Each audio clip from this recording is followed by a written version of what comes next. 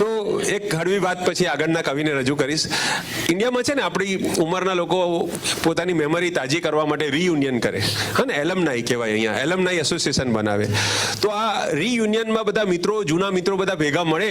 તો એના વિશે અમારા એક ડૉક્ટર મિત્ર છે બીજા. તમને એમ થશે કે આ ડૉક્ટરો કેટલા બધા કવિ છે, પ્રેક્ટિસનો કંઈ પ્રોબ્લેમ છે કે શું?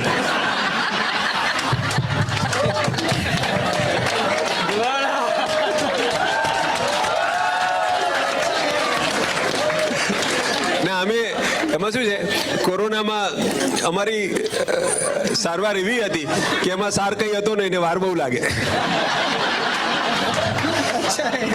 એટલે તો આપણે વાત કરતા હતા રીયુનિયન. તો ડોક્ટર ફિરદોસ દેખાઈયાની ચાર પંક્તિ મારી છે, સાંભળજો. કે સૌ યાર જિંદગીની મઝધારમાં મળ્યા. રીયુનિયનમાં બધા ભેગા થાય ભરતભાઈ. કે સૌ યાર જિંદગીની મઝધારમાં મળ્યા, સાયકલ ઉપર જતા હતા એ કારમાં મળ્યા. ને એ બાળપણની મસ્તીઓ બદલાઈ ગઈ જરા, એ બાળપણની મસ્તીઓ બદલાઈ ગઈ જરા. કોમ્પ્લાન જે પીતા હતા એ બધા બારમાં મળ્યા. કે કોમ્પ્લાન જે પીતા હતા એ બહુ વર્ષો પછી મળ્યો એટલે આટલો ફરક તો હોય. જે પોચકા હતા હવે મેટલ થઈ ગયા, જે પોચકા હતા હવે મેટલ થઈ ગયા. માણસને જે બની ગયા એ કેટલ થઈ ગયા. ને મેડલ સહુ કટાઈ ગયા, રેન્કરો તણા. મેડલ સહુ કટાઈ ગયા, રેન્કરો તણા. ને એટીકેટી વાળાઓ સેટલ થઈ ગયા.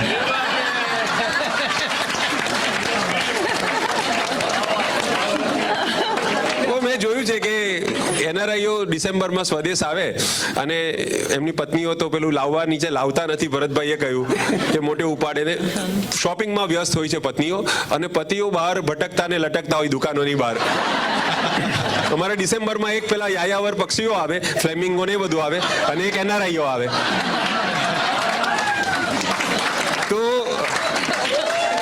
તો આ પતિઓ તમને નવરા લાગે પણ એ નવરા નથી હોતા. એ મોબાઈલ પર પોતાની could have been would be પ્રેમિકાઓને શોધતા હોય છે. એટલે could have been would be જે તો એલમનાઈનો એક પર્પઝ જ એ છે, શબ્દની અંદર જ છુપાયેલો હતો કે ત્યારે તો મનાઈ હતી પણ અત્યારે તો મળી લઈએ. તો તમે જુઓ કે ઇન્ડિયામાં છે ને આપણે યુનિયન રચાય ને બધા, તો એ અધૂરી માંગણીઓ માટે રચાય છે. પણ આ રીયુનિયન હોય ને તે અધૂરી લાગણીઓ માટે રચાય છે.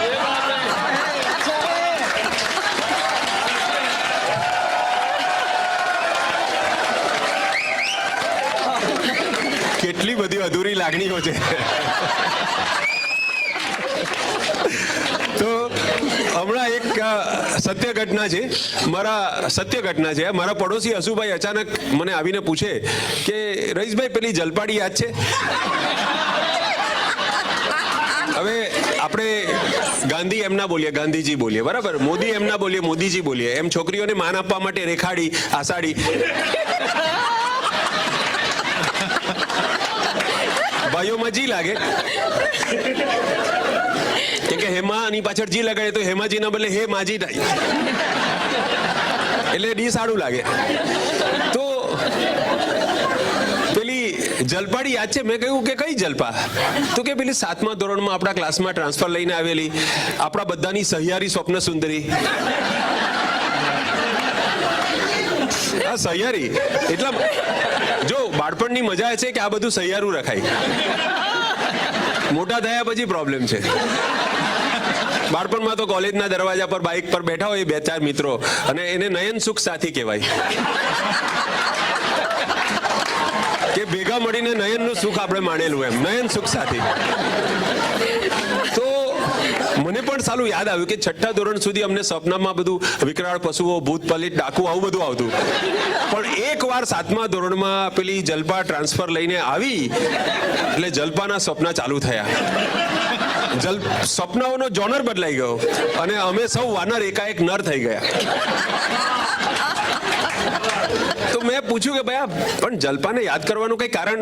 તો હસુભાઈ કે છે યાર કાલે એક પ્રસંગમાં ગયો તો બુફેની લાઈનમાં એક જાડા બેન મને મળ્યા, અને અમે બંને છે ને 4થી વાર ગુલાબજાંબુ લેતા હતા, ત્યાં અમારી નજર ટકરાઈ એટલે અમે સ્મિતની આપલે કરી. તમે ક્યાંના, કઈ કોલેજના, કઈ સ્કૂલમાં ભણેલા, એમ પૂછતા ખબર પડી કે તો આપણી સ્કૂલની જ હતી છોકરી. પણ આપણા ક્લાસમાં તો કોઈ એવી મેજસ્વીની નહોતી. હવે આમાં છે ને આજકાલ ઓફેન્ડ થઈ ગયા, જાડી શબ્દ બોલીએ તો ઓફેન્ડ થઈ જાય લોકો. એટલે મેદસ્વીની સુખી તો મેં કીધું બીજા ક્લાસમાં હશે, પણ જલ્પાને ઓળખતી હતી. અરે સાંભળો તો ખરા યાર, એ વિશાલ દેહીની પાસે સીધો આપણે જલ્પાનો કોન્ટેક્ટ તો મંગાઈ નહીં, મારી ઇજ્જતનો સવાલ છે. એટલે મેં કહ્યું કે તમને આપણી સ્કૂલનું કંઈ યાદ છે? તો એ મને કહેવા લાગી કે હા, આપણા ક્લાસમાં એક હસુ, અમારી સ્કૂલમાં એક હસુ નામનો બહુ તોફાની છોકરો હતો, મહા તોફાની, પણ બહુ સ્વીટ હતો. તો મેં કીધું હસુભાઈને કહ્યું, તમે કહ્યું ને કે હું જ છું. અરે હું એમ કહું તો બિચારી શરમાઈ જાય ને, એના કરતા મને થયું કે આ સ્થૂળ દેહધારીણીને પૂછું હું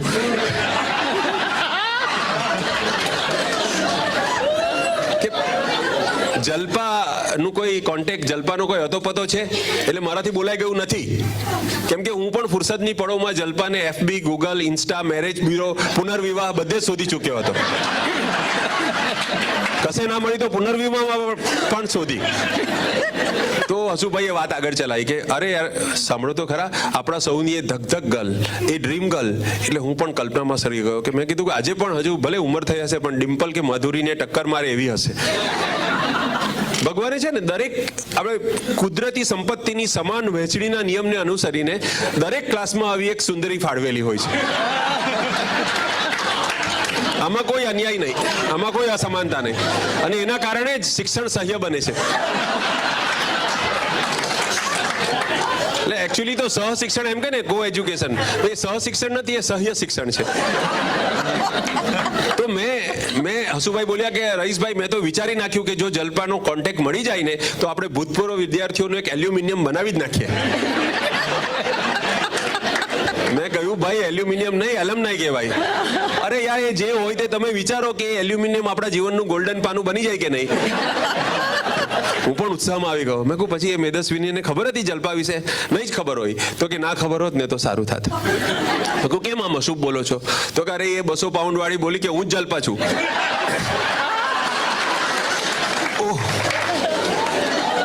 હું પણ આઘાતમાં સરી ગયો. મેં કીધું હસુભાઈ તમે પણ શું યાર, તમે આપણી જલ્પાને ના ઓળખી શક્યા? તો હસુભાઈએ ડુસકું જ મૂકવાનું બાકી રાખ્યું. અને સિમિલી કેવી આપે છે, કહે છે કે જેમ રામાયણમાં વાલિયો લૂંટારો તપ કર્યા પછી રાફડાના થરની નીચે ઓળખી શકાય એવો નહોતો રહ્યો, એમ ચરબીના થરની નીચે આપણી જલ્પા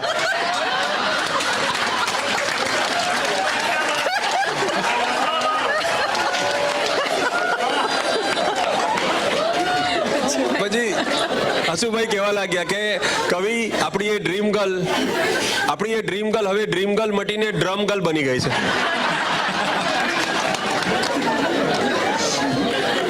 હવે એમ તો કેમ કહેવાય કે આપણે જેને જલપાડી કહેતા એમાં આગળથી જલ નીકળી ગયું.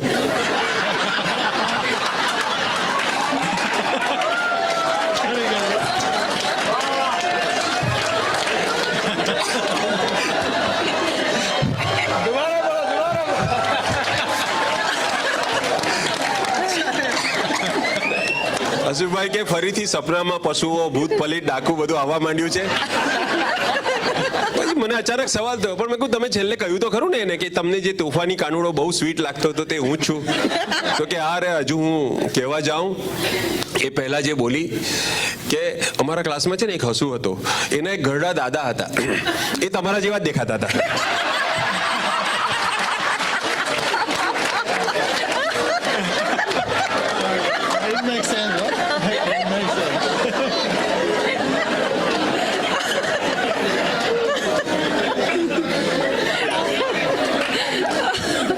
મરી સાહેબે તો આ સ્થિતિ માટે બહુ મજાનો શેર લખ્યો છે કે 16 વર્ષની ઉંમરે પ્રેમિકા બાય બાય કરી ગયેલી એમને કે thanks for the nice time we had, અને હું હવે પરણીને જાઉં છું અમેરિકા.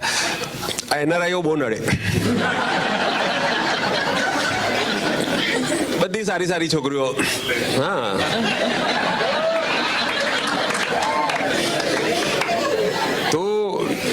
હા, તો મરીઝ સાહેબને બાય બાય કરવા આવી કે ભાઈ હું તો લગ્ન કરીને જાઉં છું પરદેશ. તો મરીઝ સાહેબે શેર લખ્યો, 50 વર્ષ પછી પાછી મળવા આવે છે. 50 વર્ષ પછી મરીઝ સાહેબને મળવા આવે છે. મરીઝ સાહેબ શેર લખે છે કે ઘણા વર્ષો પછી આવ્યા છો એનો આ પુરાવો છે, કે ઘણા વર્ષો પછી આવ્યા છો. આ રિયુનિયન જેવું છે કે